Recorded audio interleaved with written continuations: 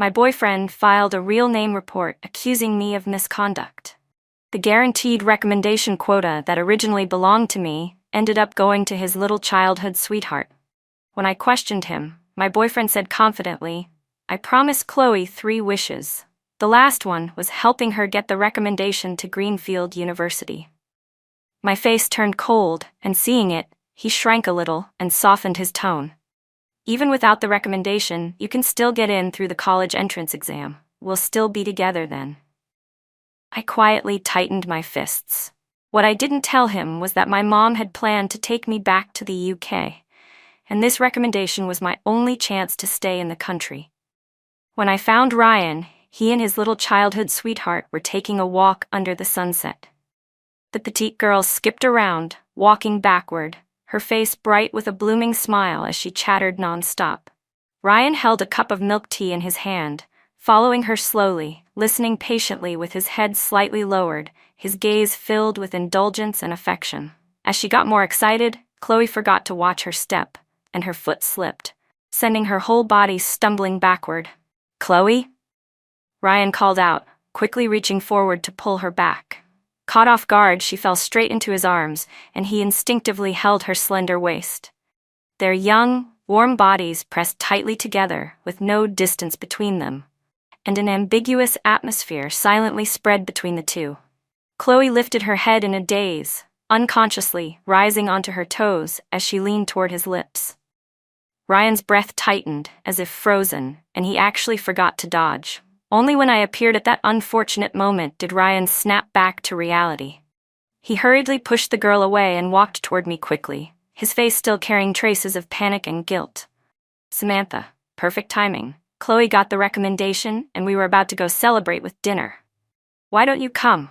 Before he could finish, I threw a real name accusation letter at his face. "What's this?" Ryan froze for a second and picked up the letter. When his eyes swept over the contents, his face instantly turned pale. "Samantha, I can explain." In that moment, the last bit of naive hope I had turned completely into ashes, leaving only ice-cold emptiness. "Explain what?" "Explain how my boyfriend filed a real name report accusing me of fighting off campus just so his little childhood sweetheart could get the recommendation? Explain how you used my future to fulfill the promises you made to someone else?" Ryan opened his mouth but couldn't say a single word in refutation. At that critical moment, Chloe stepped in front of him without hesitation. "Samantha, what are you yelling about? You were the one with misconduct in the first place." Ryan was just fulfilling his duty as the head of the disciplinary committee. He made sure the recommendation didn't go to someone morally corrupt like you. "What right do you have to accuse him?" Chloe defended him with her full strength, enough to move anyone if I weren't the victim. I let out a cold laugh. "Then why don't you ask him who it was that caused me to get into that fight in the first place?" Chloe had always held deep hostility toward me, because before I transferred here, she and Ryan had always been the school's golden couple, admired by countless people. Even though they had never torn down that thin layer of ambiguity, they would naturally end up together after graduation. Until the second semester of junior year, when I transferred in and everything changed. During the Academy's assessment test, I crushed the competition and took the first place position Ryan had held for years. From that moment on, Ryan's attention was completely drawn to me. From the initial unwillingness and competitiveness, to curiosity and exploration, and finally falling completely for me, Ryan only took 1 month. His gaze was sincere and burning, and his feelings of admiration for me were never hidden. He often asked me to go to the library with him, under the pretense of discussing schoolwork. But I rejected him coldly every time, because back then I was still drowning in the pain of my dad's affair and had completely shut my heart off. Besides, once my mom finished dealing with the property disputes between her and my dad, she would take me to immigrate abroad. With the separation approaching, I didn't want to get entangled with anyone. But fate is always strange. The more you fear something, the more likely it is to happen. After the second year ended, when I was walking home alone with my report card, I happened to see Ryan being cornered and beaten in an alley. At the same time, my dad's mistress, who was pregnant, had shown up in front of me earlier, and threatened me to give up everything that belonged to the Chu family. The anger stuck in my chest had nowhere to go. Seeing them bullying someone with numbers, I didn't hesitate for a second before stepping in. Only later did I learn that Ryan was being beaten because of his little childhood sweetheart, Chloe. Because Ryan had started liking me, Chloe couldn't handle it and impulsively provoked a street thug named Marcus Lee, which ended up backfiring on her. To help his childhood sweetheart out of trouble, Ryan challenged Marcus to settle things once and for all, promising that if he lost, he would never bother Chloe again. But Marcus didn't keep his word and brought a whole group with him. If I hadn't stepped in, Ryan might have ended up permanently injured. The next day I went to the library as usual, but I couldn't bring myself to read. I stared at my phone, looking at the insincere apology message my dad sent, full of excuses for his mistress, and even self-righteously asking me to persuade my mom not to take things too far for the sake of their past marriage. Whatever warmth I had left toward him shattered completely in that moment. My whole body trembled with fury at his shamelessness and heartlessness. It was then that Ryan suddenly appeared and placed a cup of milk tea beside my hand. I looked up to see him smiling with curved eyes. "Thank you for saving me yesterday," he said. Without waiting for me to respond, he sat down across from me and sighed. "So even the legendary top student Samantha isn't as cold as everyone says." I replied coldly, but Ryan was not discouraged by my attitude. Every few days, he would show up in front of me again. Throughout the entire summer break, he never stopped, and in an indirect way, he filled the loneliness inside me. I gradually stopped resisting his presence. On New Year's Eve, I accepted his confession, and we officially became boyfriend and girlfriend. Not wanting to face separation or the pain of a long-distance relationship in different countries, I begged my mom for a chance. As long as I could secure a guaranteed recommendation to Greenfield University before leaving the country, she would agree to let me stay. I held such bright hopes for our future, yet I never expected that to help his little childhood sweetheart get her recommendation, he would actually file a real name report accusing me of misconduct. When I saw the report letter in the teacher's office, I comforted myself that it must have been a mistake, someone else's doing. But in the end, I was only deceiving myself. During evening self-study, as soon as I stepped into the classroom, I heard my classmates whispering, "Samantha always acts so high and mighty, but behind the scenes she's just a delinquent, smoking, drinking, fighting, doing everything." Luckily, Ryan woke up in time and didn't keep getting fooled by that vixen. And he even righteously exposed her true colors to the whole school. Otherwise, letting someone so morally corrupt get the recommendation to Greenfield University would have been a disgrace to our entire Shallow Creek Academy. Chloe sat quietly in the middle of the crowd, listening to everyone attack me with their words. A layer of satisfied delight rippled beneath her eyes, but on the surface she pretended to defend me with concern. "Everyone, don't talk about Samantha like that. Maybe she just made a mistake because she was confused for a moment." Hearing this, the other girls looked at her with sympathy. "Chloe, you're just too kind. That's why you let someone steal your boyfriend back then. But now things are great. Both you and Ryan got the guaranteed recommendation to Greenfield University. You two can finally pick up where you left off. As for that little bitch Samantha, let her rot with her disciplinary punishment." The girl speaking had a vicious smile on her lips, full of wishful anticipation for my downfall. I stood at the classroom door and said coldly, "Before that happens, you might get struck by lightning first." The moment those words came out, the girl's face twisted with anger. "Samantha, who are you cursing?" "You," I replied, tilting my head with a mocking smile. "People who call others vixen all day and stir up trouble end up in tongue-pulling hell after they die." "Samantha, I'm going to fight you." The girl exploded with fury and rushed over to slap me, but I caught her wrist midair and flung her to the ground. "What's going on here?" Ryan walked in with a frown. He swept his gaze across the noisy classroom and reprimanded everyone with a cold expression. Chloe quickly ran over, grabbed his arm, and was the first to complain. "Ryan, Samantha started it. She cursed Jenny to die, and she even hit her." Chloe deliberately cut out everything that happened before and pushed the entire blame onto me. And none of the classmates who witnessed the whole thing made any effort to speak up for me. After all, who wouldn't want to see the once untouchable moon fall into the mud? That included Ryan. Without thinking at all, he looked at me and asked, "Samantha, is that true?" Hearing that, the last bit of hope in my heart completely vanished. I replied, "If that's what you think, then sure," and didn't look at him again as I returned to my seat. At this point, the truth no longer mattered. I would be going abroad soon and would have nothing more to do with anyone here. Their opinions meant nothing to me. Ryan stared at my back, feeling an inexplicable heaviness in his chest. He wanted to chase after me and say something, but the sudden thought of his promise to Chloe stopped him. Until the end of evening self-study, he couldn't find a single chance to talk to me. When he saw me finish packing up and was about to leave without looking back, he finally panicked and blocked me at the stairwell. "Samantha," he said. I stopped. "What is it?" Those short, distant words made clear my coldness. In that moment, it felt as if our relationship had reverted to how it was when we first met, when I kept a cold face toward everyone. Ryan looked a little lost. "Are you still mad, Samantha?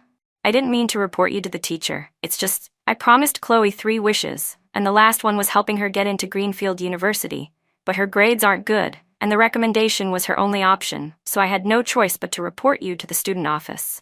He tugged carefully at my sleeve, pleading softly, "So baby, please don't be mad, okay?"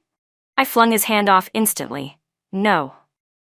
I looked straight into his flattering eyes and questioned him sharply, pausing on every word. "Ryan, you make everything sound so righteous, yet you didn't give your own recommendation quota to her. Instead, you made up accusations to report me. Were you really just trying to fulfill your promise to your little childhood sweetheart? Or were you taking the chance to twist right and wrong and ruin me completely? Only you yourself know whether I hid the truth or not." My words clearly struck Ryan's real intentions, and he flushed with shame and anger. "Samantha," he snapped, "I treated you like one of my own. That's why I did all of this. But you twist everything maliciously. You've really disappointed me." I let out a mocking laugh. "Oh, what an honor, doing all kinds of things to hurt me under the excuse of treating me like family." When I returned home, every light in the villa was on. My mom was sitting alone on the sofa.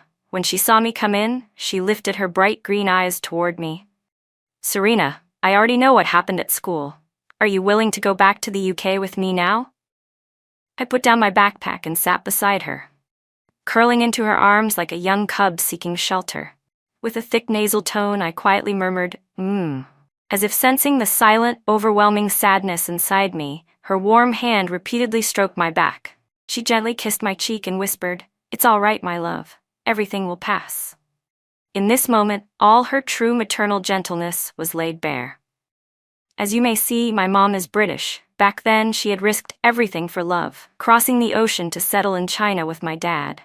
Later, because my grandparents grew old and ill, she had to travel back and forth between the 2 countries for years.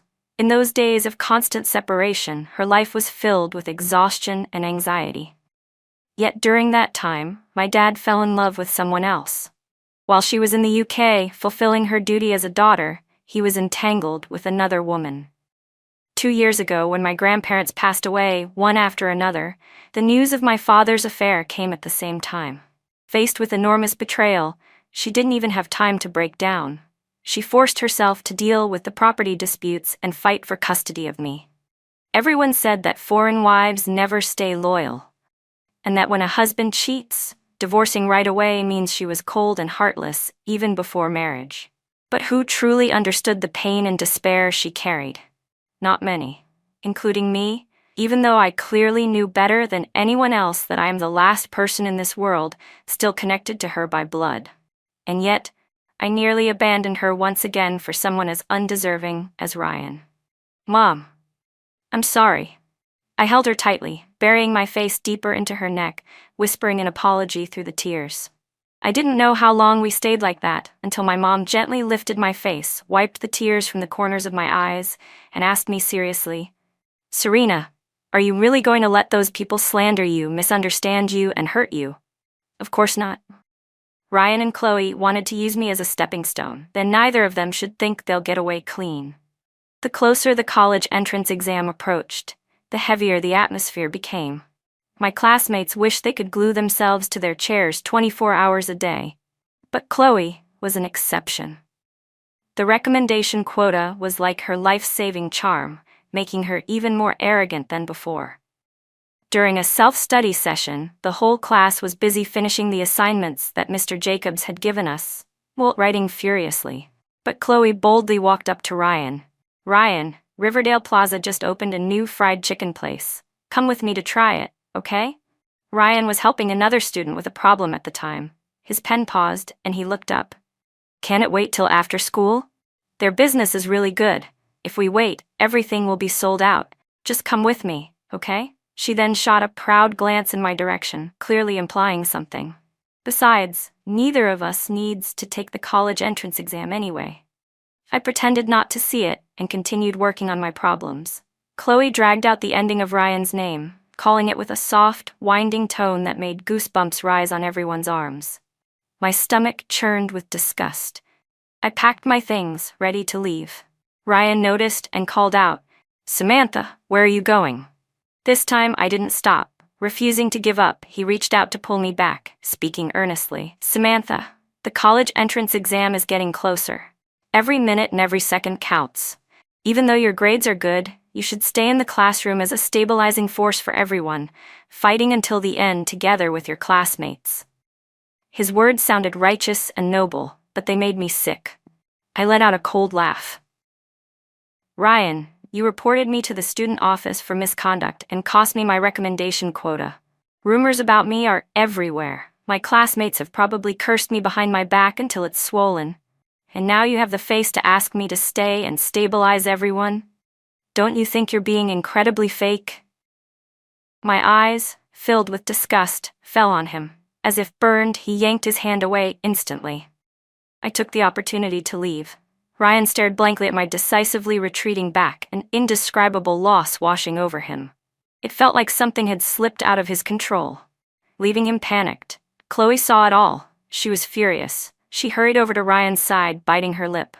"Ryan, Samantha is too much. You already offered her a chance to fix things, but she still acts so arrogant. She's the one tearing you two apart." In the past, this tactic always worked. But this time, before she finished speaking, Ryan cut her off sharply. "Shut up." Chloe froze in shock. Ryan's gaze turned cold. If you hadn't been so ambitious, insisting on getting into Greenfield University, would Samantha and I have ended up like this? Chloe's expression collapsed. "Now I've already fulfilled all 3 wishes for you. From now on, I don't owe you anything." With that, he didn't hesitate. He chased after me, leaving Chloe standing alone, her soul drained as if thousands of ants were gnawing at her heart. It was painful, numbing, and infuriating. Ryan chased me all the way to the school gate but was still too late. I got into a car without looking back, leaving him to choke on exhaust smoke. Ever since I confirmed I would go abroad, I no longer needed to stay at school all day. I could come and go freely. Still, I had never come home this early before. This time, by chance, I saw my dad's mistress kneeling in the courtyard, her belly 8 or 9 months pregnant. She looked miserable, completely different from the arrogant woman who once came to provoke me. I walked straight past her without sparing a glance. She suddenly cried out, "Samantha, you and your mom can't be this heartless. Your mom sent your dad to prison. Now she's trying to take back the money and the villa he gave me. She's forcing me and my baby into a dead end. I'm carrying the only male heir of the Chu family." Her voice was sharp and pitiful, as if she were the one most wronged in the world. My steps paused. Standing above her on the steps, I looked down coldly. "When you chose to be the mistress, destroying someone else's family, you should have known this day would come. As someone who benefited from the pain she caused, she deserved neither sympathy nor mercy." Hearing the noise outside, my mom came out to greet me personally. "You're home early." I replied lightly. She didn't question why I left school. After all, I would be leaving soon. Whether I followed school rules or not had become irrelevant. Dinner was toast my mom personally baked. She spread the cheese evenly over the toast and handed it to me. "Serena," she said, "remember this. Yesterday belongs to those who chose to abandon you. You can't stay submerged in the past forever, stuck in place. What matters is making those who hurt you pay the price for everything they've done." Just like she did. I had thought she simply wanted to divide assets with my dad, but I never imagined that she'd go even further, quietly, decisively sending my father to prison on economic charges. She ignored all his begging and even went after his mistress relentlessly. Every gift he had given her, cars, houses, jewelry, clothes, was taken back one by one. My mom led by example, showing me exactly how to fight back. As her daughter, how could I be any less? The next day at school, Chloe abandoned her usual arrogance and walked toward me with a cup of milk tea, trying her best to look sweet and pitiful. "Samantha, I was wrong," she said softly. "I shouldn't have been greedy and wanted to go to the same university as Ryan. Otherwise, you wouldn't have been dragged into that report." Halfway through, she stopped, as if the rest was too embarrassing to say. Her eyes were filled with tears, her face full of guilt as she looked at me. She bit her lip and whispered, Anyway, I'm really sorry. I'm not asking you to forgive me. I just hope you won't stay mad at Ryan anymore. He really loves you. If you make up with him, you can punish me however you want." I raised a brow. "Really?" Chloe nodded eagerly, though a glint of calculation flashed in her eyes. Seeing this, I smirked wickedly, then suddenly popped open the lid of the milk tea. Under everyone's shocked gazes, without a single warning, I dumped the entire cup over her head. "Then I hope you get out of my sight. Don't let me see you again. This pitiful act of yours is disgusting, just like my father's mistress. Such pathetic, laughable tricks." Caught off guard, Chloe was drenched from head to toe. Brown milk tea streamed down her hair and cheeks, soaking through her white school uniform instantly, staining it heavily and sticking it tightly to her skin. She looked utterly miserable. Just then, Ryan returned from morning patrol and happened to see the scene. He rushed over, quickly taking off his jacket and wrapping it around her. Chloe collapsed into his arms, clutching his collar and sobbing. "Ryan, I just wanted to be the middleman and help you and Samantha make up. I didn't think she hated me this much. She did that in front of everyone." There is a certain art to speaking through implication. Leaving sentences half-finished invites imagination. And Chloe was manipulative to the core. Her voice had been so soft when apologizing to me that no one else heard a thing. All they saw was me splashing her without explanation. Just as Chloe wished, the misunderstanding toward me deepened even further. Ryan glanced at the milk tea cup still in my hand, barely suppressing his anger. "Samantha, you went too far this time." His eyes were full of disappointment. I laughed sharply. "Isn't this exactly what you want to see? If I don't act a little cruel, I'd be letting down you, head of the disciplinary committee, who accused me of misconduct. Or should I have been even colder? Maybe I should have watched you get beaten to death by that gang without lifting a finger. Then today, your little childhood sweetheart wouldn't just be drenched in milk tea. She'd be the one getting harassed every single day by those thugs." Taking advantage of the situation, I revealed half the truth, half concealed. Chloe genuinely paled in fear. Chloe clutched tightly onto Ryan's sleeve, her voice trembling. "Ryan, what do I do if he tells everyone about what happened between me and Marcus Lee? I'll lose my recommendation quota." Panic made her voice crack, turning it soft and teary. But this time, Ryan didn't comfort her. He pulled his sleeve away coldly. "Then that's what you deserve." Idiots are always like that, unable to resist even the slightest provocation. Afraid that I'd expose her true colors in front of everyone, Chloe stupidly went to hire a group of thugs to frame me. But she didn't expect that the people she found had already been tamed by her ex-boyfriend, Marcus Lee. Their deal had just been made when they secretly reported everything to Marcus. Marcus was furious. He smashed a knockoff phone on the ground and cursed, "That damn woman. She provoked me like she wasn't afraid of dying. We slept together, she used me, and when she got bored, she tried to walk away like nothing happened. Because of her, I ended up in jail. My leg nearly got beaten useless. Now I'm supposed to let her go? Not a chance." Marcus came to see me in private, wanting to work together. He said, "Chloe and Ryan treated you like crap. Don't you want to get revenge?" I toyed with my brand new iPhone 17 and looked up lazily. How? Thinking I was agreeing, Marcus's eyes lit up with excitement. Like this, you pretend you've made up with Ryan and lure him out. Then, he animatedly revealed his entire plan, not realizing that the phone I held behind my back had a tiny red dot flashing on the screen, recording every word. A week before the college entrance exam, the school gave us leave. The senior students left campus one after another. Chloe took light, hesitant steps and looked at Ryan pitifully. Ryan, can you walk me home? Samantha hates me so much. I'm afraid she'll retaliate once I'm alone. Ryan replied absent-mindedly. She's not like that. His gaze scanned the crowd over and over. I hadn't come to school in nearly a week. Before the break, Ryan had messaged me and asked me to meet him today at the school gate to pick up some review materials. But he'd waited almost half an hour and still hadn't seen me. Anxiety and unease churned in his chest. Chloe hadn't expected that her attempt to play the victim would receive such a cold response. Unwilling to give up, she took a couple more steps toward him. But. Before she could finish, Ryan snapped in frustration. Chloe, enough with the but. You know clearly that from beginning to end, Samantha has been the real victim. If you hadn't provoked those people first, I wouldn't have been beaten up trying to fix your mess. Samantha stepped in to save me and to help you. Can you stop thinking the worst of her? The more he spoke, the more worked up he became, his eyes filled with memories. I already regretted enough. Regret listening to your terrible idea to report her for misconduct, making her lose her recommendation quota. Chloe froze for a moment, then shrieked defensively. What do you mean, my terrible idea? Ryan, don't dump all the blame on me. You're the one whose pride couldn't handle it. You admired Samantha, but... And on the other hand, you hated him for stealing your spotlight. You only used my name as an excuse to push things along so you could smear a stain on his perfect life. In his anger, Ryan completely lost control and spilled every bit of scheming between them.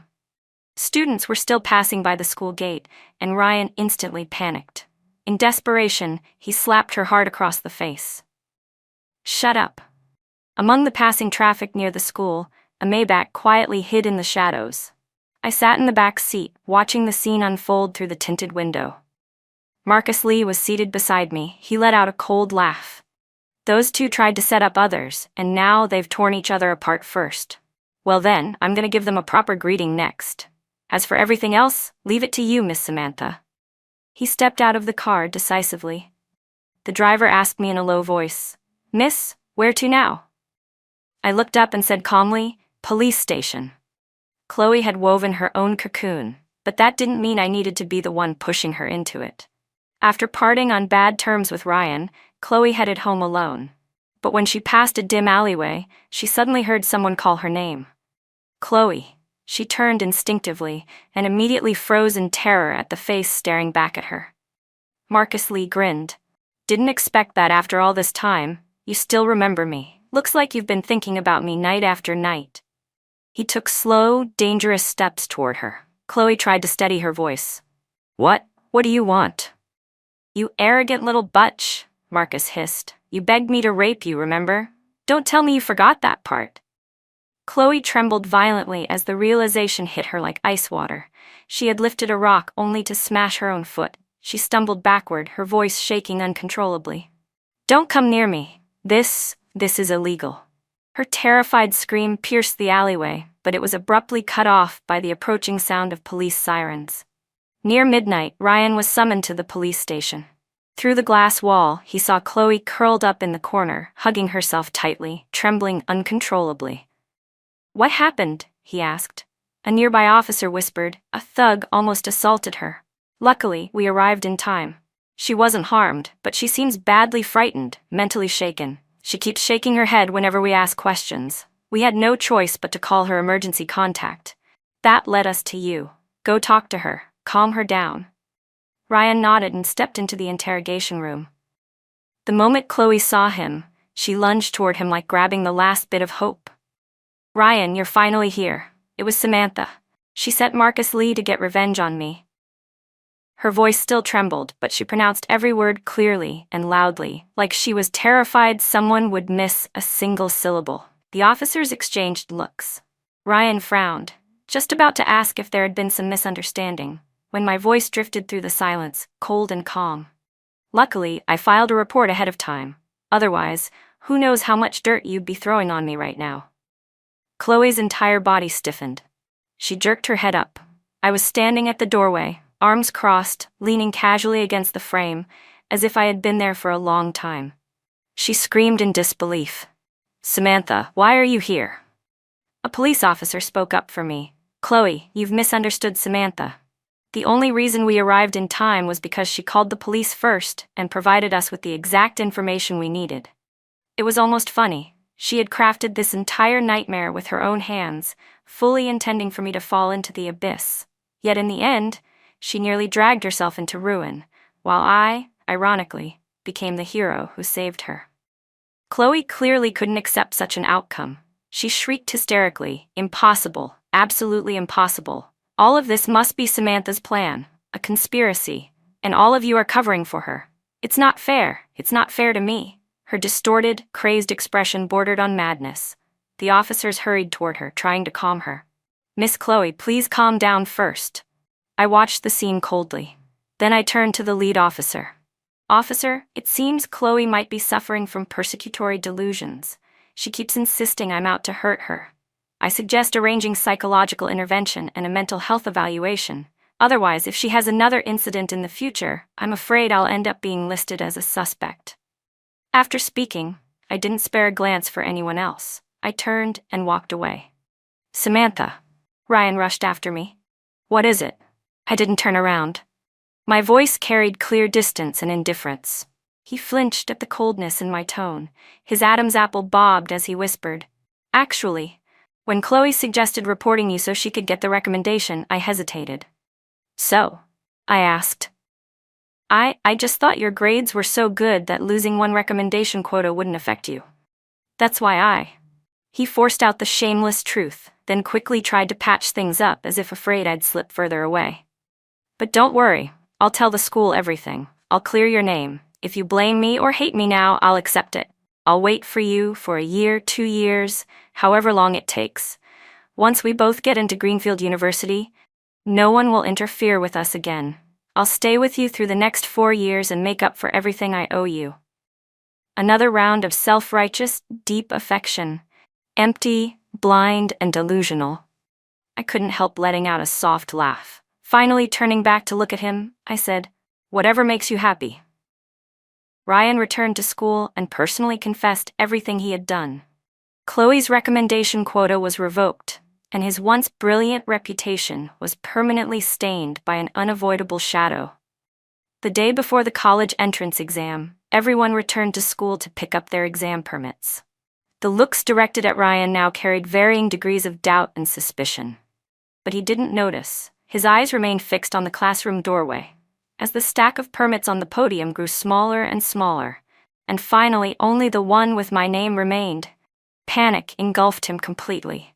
He hurried to the homeroom teacher's office, his voice trembling with suppressed anxiety. "Teacher, why didn't Samantha come to pick up her permit?" The teacher froze, frowning slightly. "You didn't know?" "Samantha completed her withdrawal procedures back in March. She's moving to the UK with her mother." He checked the schedule and added, "Their flight is tomorrow, around the time you start your language exam." "What?" The word exploded in Ryan's mind like thunder. His blood roared, his ears buzzed. He couldn't hear a single thing the teacher said afterward. He spun around, sprinted back to the classroom, grabbed the lonely exam permit with my name on it, and ran straight toward the school gates. He ran wildly, one thought tearing at him over and over. "You said we'd take Greenfield's exam together. Why are you suddenly leaving?" His chest tightened painfully. He had to find me. He had to ask. But when he arrived at the Villa District, the security guard stopped him cold. Ryan practically begged, "I'm looking for Samantha. She's my girlfriend. We had a misunderstanding. Please let me in." The security guard's face remained expressionless as he delivered the final blow. That villa was sold last month. Hearing that, Ryan completely collapsed into hopelessness. He staggered back 2 steps. "So that's how it was." Quietly, without a sound, I had already arranged my departure long ago. A heavy, suffocating sadness slammed into his chest, stealing his breath away. Just when despair swallowed him whole, he suddenly remembered the homeroom teacher's words. The flight is tomorrow, around the same time as your exam. He still had a chance. Clinging to that thought like a drowning man grabbing a life raft, Ryan felt a surge of desperate hope. He immediately hailed a cab and rushed to the airport. I had no idea what complicated emotions were raging inside Ryan. After selling the villa, my mom and I stayed in a hotel. When the day came for us to leave, we took a taxi straight to the airport. In the departure hall, I pushed my suitcase forward, a faint melancholy swirling in my chest. My mom, sharp as always, sensed the tiny shift in my mood. "Serena, what's wrong?" she asked softly. I shook my head. "Nothing. It's just suddenly realizing I'm leaving the place I've lived my whole life. It feels a little hard. Maybe I'll never come back. After all, there's nothing left here worth staying for." Just as my thoughts drifted away, a familiar voice pierced through the noisy crowd. Clear and unmistakable. "Samantha." I turned around in surprise. Ryan was running toward me, out of breath. Instinctively, I glanced at my phone, June 7th, 2026, 07. He should have been sitting in his exam right now. Within seconds, he reached me. For the first time, I noticed the dark circles under his eyes, the exhaustion in his face, as if he hadn't slept at all. But before I could even ask why he was here, he already began accusing me in a hurt tone. "Samantha, you promised we'd take Greenfield University's exam together." My mom shot him a displeased look and whispered to me, "You still haven't finished dealing with this?" I gave her a reassuring smile. "Don't worry, Mom. It will be over soon." I pulled Ryan aside to a quiet corner. Then I spoke directly. "There's something you never knew. My mom is British. My father's affair broke her completely. She has no attachment to China anymore. She decided long ago to take me back to the UK, and the recommendation to Greenfield University was my only chance to stay." I looked straight into his eyes. "But you destroyed it with your own hands." Ryan's lips trembled. After a long moment, he whispered, "If I had known, I would never have done it." Even now, he was trying to justify himself. I cut him off. "I'm glad you didn't know. I'm glad you reported me. At least it let me see your true nature sooner. Otherwise, for someone like you, I would have abandoned my mother, left her alone in this country, and that would have been my real regret." With that, I turned away without hesitation, giving him only the final view of my resolute back. All that awaited me was a future bright as starlight. And as for him, for the rest of his life, he would remain trapped in the remorse of this very day.